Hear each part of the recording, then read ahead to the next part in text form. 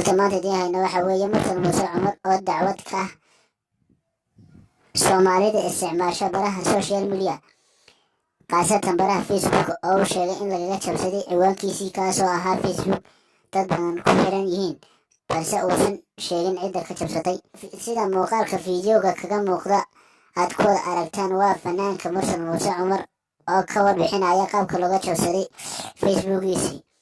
uu lahaa, balse jawaab fudud waxaa siiyey xaaskiisa ahna fanaanada Hodan Cabdiraxmaan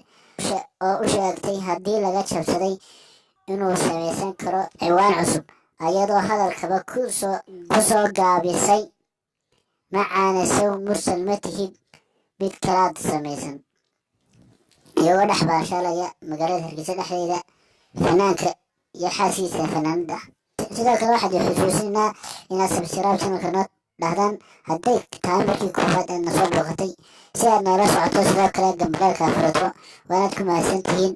la socoshada iyo daawashada muuqaalada aan halkan soo gelino. Snapchat-ka laftiisa sidoo kale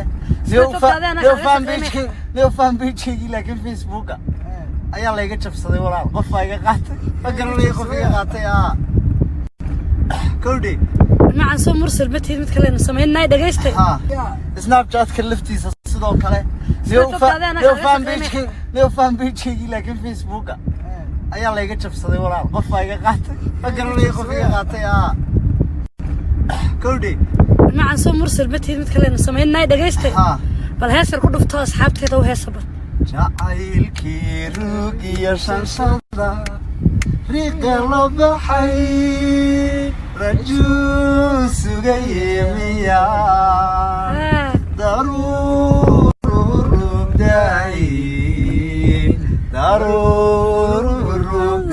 daruurugdayn idaan rabayen jantaay kume odaney kume rafiiqaansadin kugu soo sintaaway haye sidaynu ahay shalay samaantii wada jirkii sidaynu ahay shalay samaantii wada jirkii sagsagalay baa jiray maxaa saxmile qaldan sagsagalay baa jiray maxaa saxmile qalday jacaylkeenii Soomaaliya baryahan uu suuxsayo siduu isu dooriyey balsakana waa jimce buniyo sameeysa looy malaha saar baahaye waliyo saar waliyo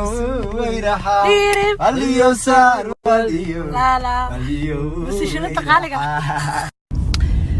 bisnisyada magaalada Hargeysa caasimadda Soomaaliland qosol bay nafteedii ka bixi meelaha qaarkood. soo baydh ilo wadaag taas dawaariyo igu cusub KFC dii wax loo bixin taqana meherada halkaas oo KFC ku qoranta waxa loo soo gaabiyay kaale fadhiiso cun ma adiga iska lahaay chicken ka dibay dilay kaale fadhiiso oo maqaayaddan maxay cari dhaaf maayne